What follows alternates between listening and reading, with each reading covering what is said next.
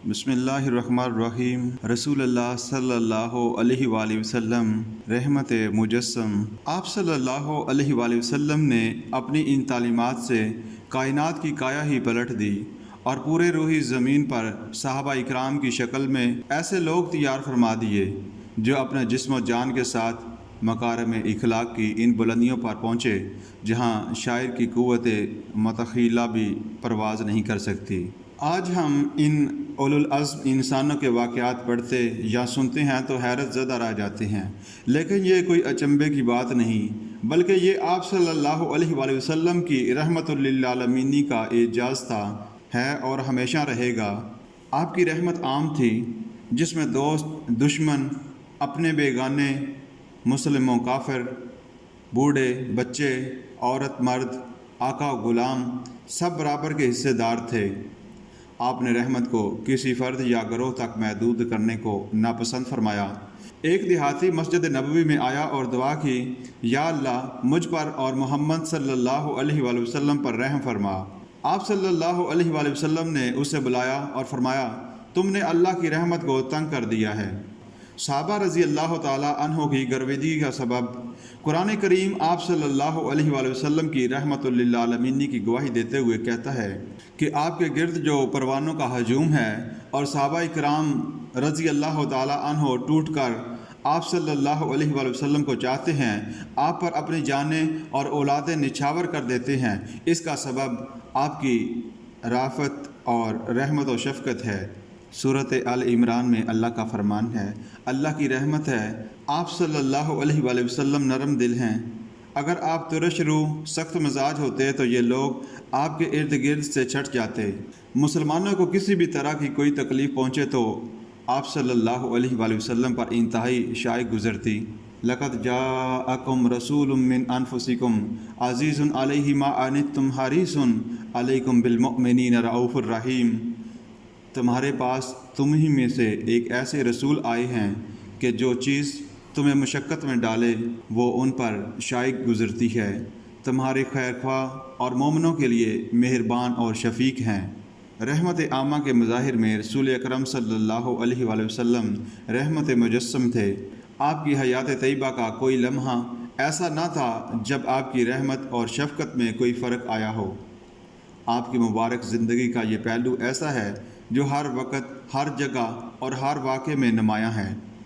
اب سامعین چند واقعات یہاں جن سے آپ صلی اللہ علیہ وآلہ وسلم کی رحمت للعالمین کا بھرپور اظہار ہوتا ہے۔ ایک مرتبہ ایک دیہاتی آیا اور مسجد نبوی میں پیشاب کرنے بیٹھ گیا۔ صحابہ اکرام رضی اللہ تعالیٰ عنہ اسے مارنے کے لیے دوڑے تو آپ نے منع فرما دیا۔ جب وہ فارغ ہوا تو آپ نے پانی منگوا کر وہ جگہ دھلوا دی اور دیہاتی کو انتہائی نرمی سے سمجھایا۔ مدینہ میں منافقین کی خاصی تعداد تھی۔ یہ لوگ بظاہر مسلمان تھے لیکن اندر سے کافروں کے ساتھ ملے ہوئے تھے، مسلمانوں کو تکلیف پہنچانے کا کوئی موقع ہاتھ سے جانے نہیں دیتے۔ ان کے سردار کا نام عبداللہ بن ابی تھا۔ اس نے رسول اکرم صلی اللہ علیہ وآلہ وسلم کے خلاف کئی بار بغاوت کرنے کی درپردہ سازشیں کی۔ آپ صلی اللہ علیہ وآلہ وسلم کی پاک بیوی حضرت عائشہ رضی اللہ تعالیٰ عنہا پر الزام لگایا، مگر آپ نے نہ صرف اسے معاف کر دیا بلکہ جب اس کی وفات ہوئی تو آپ صلی اللہ علیہ وآلہ وسلم نے اپنا کرتا اس کے کفن کے لیے دیا، اس کی نماز جنازہ پڑھائی اور اس کے لیے استغفار کی۔ اہل عرب اپنے بچوں کو چومنا، ان سے لاڈ پیار کرنا اپنی سرداری کے خلاف سمجھتے تھے، لیکن آپ صلی اللہ علیہ وآلہ وسلم بچوں سے بہت پیار کرتے، انہیں چومتے، سینے سے لگاتے، کندھے پر بٹھا لیتے۔ ایک عرب سردار اقرا بن حابس نے آپ صلی اللہ علیہ وآلہ وسلم کو بچوں سے پیار کرتے ہوئے دیکھا تو کہا، میرے 10 بچے ہیں، میں نے ان سے کبھی پیار نہیں کیا۔ آپ صلی اللہ علیہ وآلہ وسلم نے فرمایا، جو کسی پر رحم نہیں کرتا اس پر رحم نہیں کیا جاتا۔ آپ کے صاحبزادے حضرت ابراہیم کا انتقال ہوا تو آپ کی آنکھیں ڈبڈبا گئیں۔ کسی نے پوچھا کہ آپ رو رہے ہیں، حالانکہ آپ تو رونے سے منع فرماتے ہیں۔ تو آپ صلی اللہ علیہ وآلہ وسلم نے فرمایا، یہ رحم ہے، میں تو بلند آواز سے بیان کرنے سے منع کرتا ہوں۔ حضرت انس رضی اللہ تعالیٰ عنہ فرماتے ہیں کہ میں 10 سال حضور اکرم صلی اللہ علیہ وآلہ وسلم کی خدمت میں رہا۔ اس طویل عرصے میں کبھی ایسا نہیں ہوا کہ میں نے کوئی کام کیا ہو اور حضور صلی اللہ علیہ وآلہ وسلم نے فرمایا کہ کیوں کیا، اور نہ کیا ہو تو اس پر باز پرس ہوئی ہو۔ ایک بار آپ نے مجھے کسی کام کے لیے فرمایا، میں نے انکار کر دیا اور باہر نکل کر دوسرے لڑکوں کو کھیلتے دیکھ کر ان کے ساتھ کھیلنے لگ گیا۔ جب کچھ دیر گزر گئی تو پیچھے سے کسی نے آ کر کندھے پر ہاتھ رکھا، میں نے دیکھا تو رسول اللہ صلی اللہ علیہ وآلہ وسلم تھے۔ آپ نے جھٹکا نہ غصے ہوئے بلکہ پیار اور شفقت سے فرمایا کہ بیٹے، میں نے تمہیں جس کام کا کہا تھا اب جاؤ وہ کام کر آؤ۔ میں نے کہا ابھی کر کے آتا ہوں۔ مدینے کے کم سن اور نوخیز بچے بھی آپ صلی اللہ علیہ وآلہ وسلم کی رحمت و شفقت سے فیض اٹھاتے۔ آپ صلی اللہ علیہ وآلہ وسلم بچوں پر نہایت شفقت فرماتے۔ آپ کا معمول تھا کہ سفر سے تشریف لاتے تو راہ میں جو بچے ملتے ان میں سے کسی نہ کسی کو اپنے ساتھ سواری پر آگے پیچھے بٹھاتے۔ ایک صحابی فرماتے ہیں کہ بچپن میں انصار کے نخلستان میں چلا جاتا اور ڈھیلے مار مار کر کھجوریں گراتا۔ ایک روز لوگ مجھے پکڑ کر حضور صلی اللہ علیہ وآلہ وسلم کی خدمت اقدس میں لے گئے۔ آپ نے پوچھا ڈھیلے کیوں مارتے ہو؟ میں نے کہا کہ کھجوریں کھانے کے لیے۔ ارشاد فرمایا کھجوریں جو از خود زمین پر گر پڑیں ان کو اٹھا کر کھا لیا کرو، ڈھیلے نہ مارو۔ یہ کہہ کر میرے سر پر ہاتھ پھیرا اور دعا دی۔ غلاموں اور باندیوں کے لیے رحمت۔ رسول اللہ صلی اللہ علیہ وآلہ وسلم غلاموں اور باندیوں کے لیے رحمت۔ عرب میں غلاموں اور باندیوں کی زندگی انتہائی تلخ تھی۔ آپ کی رحمت للعالمین سے وہ مناظر دیکھے نہ گئے۔